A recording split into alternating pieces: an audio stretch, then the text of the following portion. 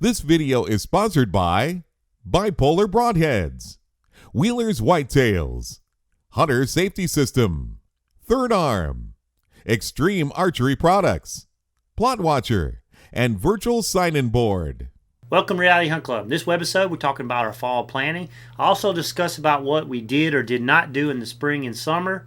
So stay tuned and hear what our strategy is for this year.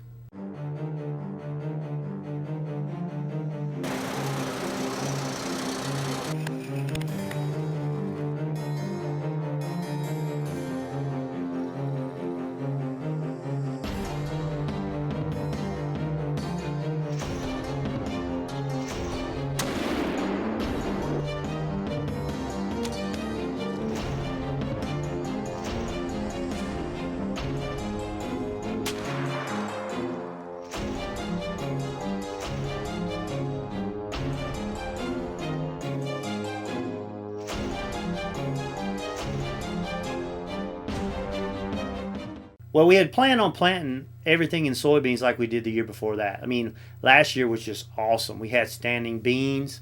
We had a few weeds because we couldn't spray. But we had standing beans through November and December where the deer hammered it. And the turkeys really hammered it too. But once we got up there and we looked around, we realized that our neighbors were planting some good stuff. One of our neighbors is planting probably about 4 or 5 acres up on the power line adjacent to our section of the power line. And then he was also planting 25 acres in this area that's never been planted before, at least the 10 years that we've had the club. So then we were excited about the soybeans. And then the local farmer was going to plant 30 acres of peanuts on part of our lease. And, we kind of backed down from the planting. We figured there was enough food. I mean, obviously that's a lot of food for our deer.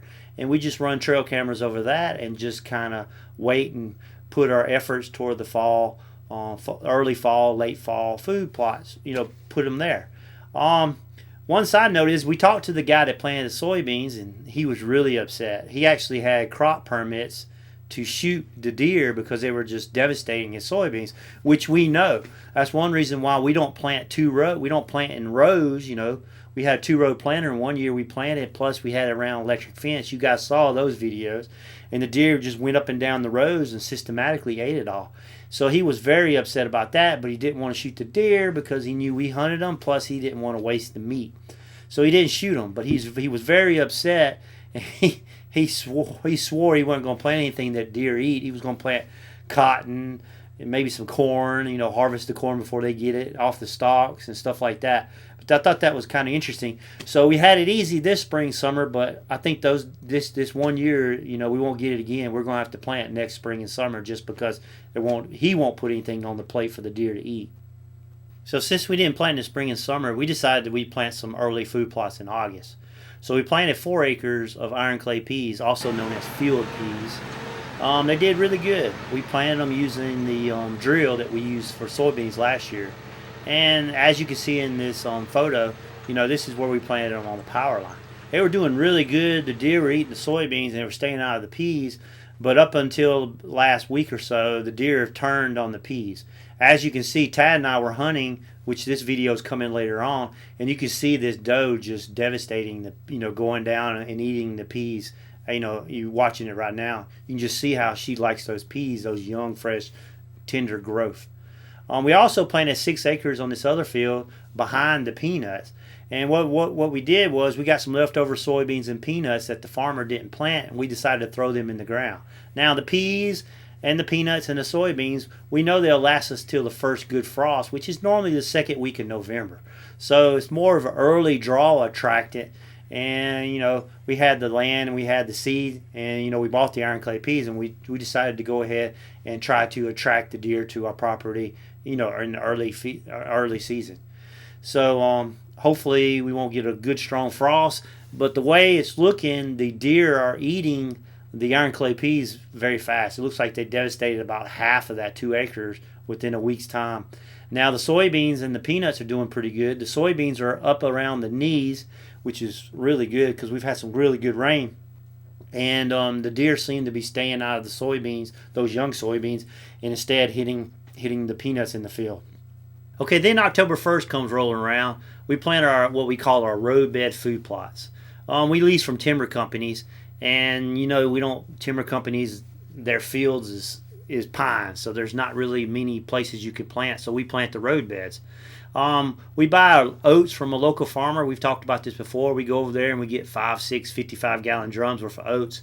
And then we go around to all the food plots in the road beds and we mow them down. Then we come back and we harrow them in. And then we put the hopper on the tractor and we go around with the trailer and we spread out the oats. And we got about 18 of these food plots, and it's over 4 miles, so it takes quite a while. And once we spread it out with the harrows, we spread it out with the hopper, we come back and we lightly, what we call tickling in, just covering it up a little bit with the harrows and the tractor to give it that good seed soil contact that you need. And then we knew it was going to happen. The wind was wrong for bow hunting. And I was kind of upset because I was chasing clockwork, but I couldn't hunt him, which is the story of this season, because the wind was all wrong. So we saw a rain coming on a Monday, so instead we decided to work on a Saturday and Sunday, and we worked all day those 2 days, and we got all those food plots in the ground. Sure enough, it rained all day Monday, and 6 days later we had germination, and the food plots were up, which is great because they'll be up really good by opening rifle season of Georgia, which is October 18th. One more thing to note, as we did this, we decided to buy a bag of winter annual ryegrass this year and put on some of these food plots that are really buried up in the woods that we haven't really planted. We thought the ryegrass would help would just grow a little bit better than the oats and maybe just give us more of a bushier food plot. Now these are kind of those hideaway honey spots that you see. One of them is a ridge where I shot Dispute last year, and you can see that, so I'm excited about that. We also bought a bag of red crimson clover. Now, we had a choice between crimson and white, and they actually were the same price, which kind of threw me because normally the white clover is a lot more. But after doing some more research, we decided to buy the red because the red's more it's more drought and temperature tolerant. It gets really hot in Georgia, and it can get really dry. Plus, the food plots we planted, we plan on hunting these for turkeys, and we thought the clover would help them with the bugging and maybe make it real pretty for the video. And plus, they'll use the clover fields for the strut zones. And also, those spots are half shade, half daylight during the day, so it should do rather well there. So that's basically our planning for this season. I'm always very happy because planting in October, those last fall food plots, when I get off the tractor, it makes me feel really good because all the work necessary to hunt is behind us, and I know that I don't have to focus on what's to do next on the hunting club. What's to do next is enjoy the club and hunt, enjoy my members and my friends, and try to get my son a good deer and try to help my dad out and stuff like that. It can become a grind doing all that work, so now the only grind I have is getting out there and enjoy hunting. So anyway, I hope you enjoy this. Hope this is entertaining. I had some people asking me what we were planning this year, and so I was kind of lackadaisy about doing this episode because this is the 4th season and we've done 3 other ones. So I hope you enjoyed it, and send me some comments and questions on Facebook or whatever, and ask, tell me what you guys are doing, or ask me why I didn't do this and why I didn't do that. So anyway, stay tuned for more webisodes. We're going to be chasing these deer, and thanks for watching Reality Hunt Club. If you like this show, watch our other shows at hunt365.tv. You can also subscribe to our YouTube channel by clicking the button on the screen, or connect with us and receive notices of all our new episodes by liking our Facebook page.